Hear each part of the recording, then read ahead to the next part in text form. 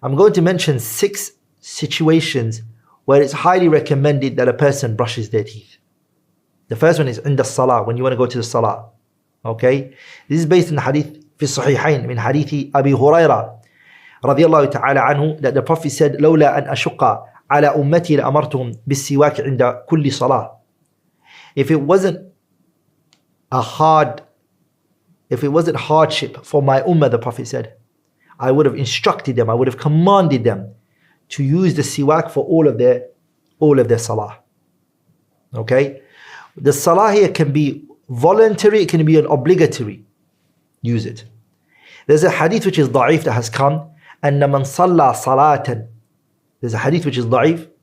Ibn al-Qayyim mentions it, that it's weak in his kitab 𝗪𝗵𝗲𝗀𝗀𝗎, that it said that the Prophet said, أن من صلى صلاة بسواك, anyone who prays a prayer with a siwak, فهو أفضل من 80 صلاة. He is better than 80 prayers that he prayed بلا siwak, without any siwak, without brushing his teeth. Ibn al-Qayyim, even though he said it is weak, وإن كان الحديث ضعيفا, he says, لكن لكثرة الأحاديث الواردة في السواك فلا يستبعد أن يكون معناه صحيحا. He said the hadith is weak, he said, but if we look at all of the hadiths that have come regarding brushing your teeth, he said if we bring them all together, he said it's not far-fetched that the meaning of in this hadith has some basis.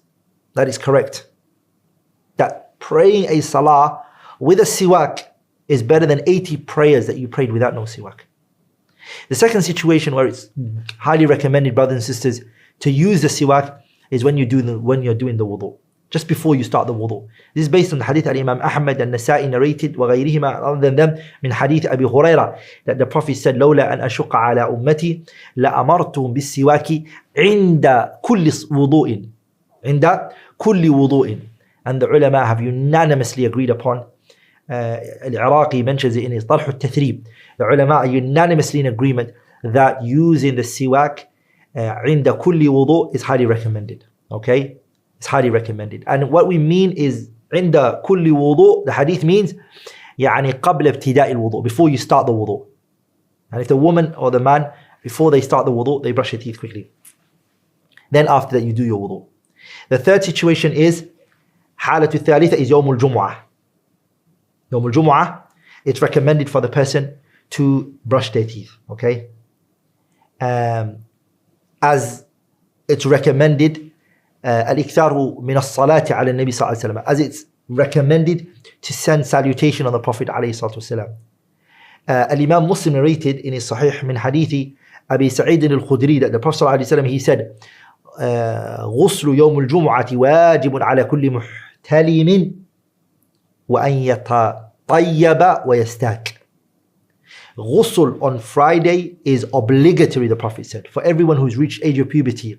وأن يتطيب, and that the person perfumes himself. ويستاك, and he brushes his teeth. The fourth situation is عند إرادة دخول المنزل, when you want to enter the house. Our mother Aisha radiallahu ta'ala anha, she was asked, as you can find in Sahih Muslim, she was asked, بأي شيء, which thing was it كان يبتدئ به النبي صلى الله عليه وسلم إذا دخل بيته? What was the thing that the Prophet used to start with when he would enter the house? قالت عائشة, she said, السواك. And she was asked, when the Prophet came to the house, what was the first thing he used to start with? She said he would brush his teeth first. So as soon as you enter the house, don't kiss your children and your wife, first brush your teeth. The fifth situation where it's recommended, brothers and sisters, to brush your teeth is if you wake up from your sleep at night, okay, and you want to go and pray or you want to eat, don't. When you wake up from your sleep at night, brush your teeth. It's found in Sahihain min hadith حذيفة أن النبي صلى الله عليه وسلم إذا قام من الليل شاص فاه. The Prophet ﷺ was one that if he woke up, ﷺ, he would brush his teeth. ﷺ. If he woke up from his sleep at night, he would brush his teeth. ﷺ. The sixth situation is عند تغير رائحة الفم. When the odor that comes out of your mouth changes, okay, it's recommended, brothers and sisters, to brush your teeth. Quickly run the siwak on your teeth And sometimes the reason it happens that your breath smells is because either it's 𝗨𝘀 you've been silent for a very long time. It can also sometimes mean you ate something that changed the smell of your mouth, or you haven't eaten, or etc. Many other things can make it. So يستحب السواك. It's highly recommended to use the siwak, brothers and sisters.